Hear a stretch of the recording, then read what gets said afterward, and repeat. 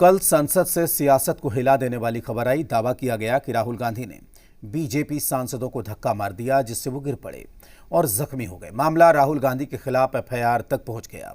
इसके बाद कांग्रेस और बीजेपी के बीच चार पार की लड़ाई छिड़ गई। किसी भी स्थिति के अंदर बार-बार वो परिसर पर प्रदर्शन न करे, नहीं तो संसद को उचित कार्रवाई करनी पड़ेगी।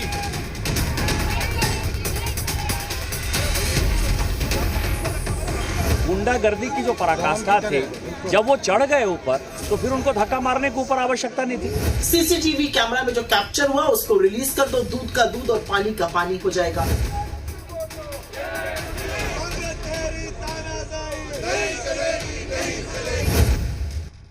आज संसद के शीतकालीन सत्र का आखिरी दिन था और इसी के साथ ये पूरा सत्र एक बार फिर राजनीति के गर्मा गर्म अखाड़े में तब्दील हो गया। इस सत्र की शुरुआत भी हंगामे के साथ हुई और अंत राहुल गांधी की धक्का मार सियासत के साथ। आप आज की दो तस्वीरें देख रहे हैं। पहली तस्वीर संसद के बाहर कांग्रेस के विरोध की, जब प्रियंका गांधी ने विपक्षी सांसदों के साथ अंबेडकर के मुद्दे पर प्रदर्शन किया और विरोध मार्च निकाला। दूसरी तस्वीर विपक्ष के खिलाफ बीजेपी के आक्रोश की। बीजेपी ने भी राहुल और अंबेडकर के मुद्दे पर विरोध प्रदर्शन किया।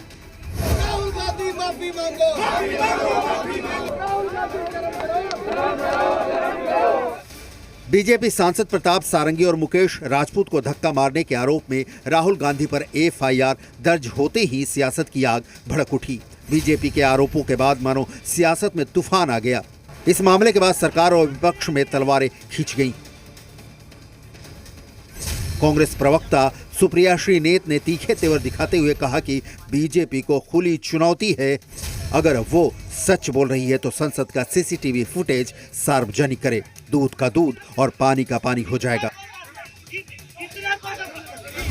पूरे संसद में सीसीटीवी कैमरे का जाल बिछा हुआ है। चप्पे चप्पे पर सीसीटीवी कैमरा है।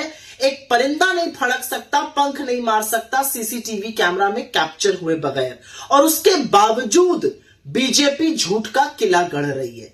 चलो खुली चुनौती है, राहुल गांधी जी का धक्का देते हुए वीडियो सीसीटीवी कैमरा में जो कैप्चर हुआ उसको रिलीज कर दो, दूध का दूध और पानी का पानी हो जाएगा। लेकिन ऐसा बीजेपी नहीं कर सकती है। इसलिए नहीं कर सकती है क्योंकि बीजेपी ना यहां पर सीसीटीवी कैमरा फुटेज दिखाएगी और ना राज्यसभा में सीसीटीवी कैमरा फुटेज दिखाएगी। इनको सिर्फ मनगढ़ंत मनोहर कहानियां रचनी है।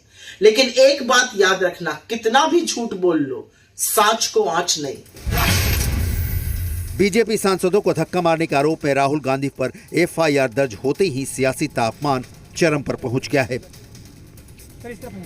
प्रियंका गांधी ने कल हुए धक्का कांड को लेकर बीजेपी पर निशाना साधा और कहा कि ये लोग कितने उतावले हैं कि फालतू की एफआईआर कर रहे हैं। तो वहीं राहुल गांधी पर बीजेपी सांसद निशिकांत दुबे ने वार किया है और कहा कि राहुल गांधी ने जो भी किया वो गलत किया और उनको कोई पछतावा भी नहीं है। पूरा देश देख रहा है, राहुल जी पे तमाम इन्होंने केस लगा रखे हैं, कभी नया एफआईआर निकालते हैं, झूठ बोलते हैं, पूरा देश देख रहा है। इससे ये दिखता है कि उनका डेस्परेशन लेवल क्या है। देश देख रहा है कितने डेस्परेट हो गए हैं ये लोग कि इस तरह की फालतू के एफआईआर लगा रहे हैं, क्योंकि सिंपली अडानी पे चर्चा नहीं चाहते। और जो इन्होंने किया है अम्बेडकर जी के साथ, जिस तरह से अपमान किया है, ये जानते हैं कि ये देश नहीं सहेगा ये अपमान, इसीलिए ये सब डिस्ट्रैक्शन है। बस संतोष पांडे जी हैं, इनको मुकेश राजपूत जी को, ये तो बेचारे बच गए, धक्का तो इनको लगा। और ये इन सबों को जो है, संबित पात्रा भी वहां खड़े थे, इनको भी धक्का लगा। तो सबको जो है उन्होंने, मतलब आप समझिए कि गुंडागर्दी की जो पराकाष्ठा थे, जब वो चढ़ गए ऊपर तो फिर उनको धक्का मारने के ऊपर आवश्यकता नहीं थी। निशिकांत दुबे ने राहुल गांधी को संसद से निलंबित करने की मांग को लेकर लोकसभा में विशेषाधिकार हनन का नोटिस भी दिया है। तो संसद का गलियारा अब बहस के बजाय धक्का मुक्की का अखाड़ा बन गया। पीएम से जांच समिति बनाने की मांग तक पहुंच चुके इस मुद्दे को कांग्रेस ने उल्टा बीजेपी की साजिश बताया है।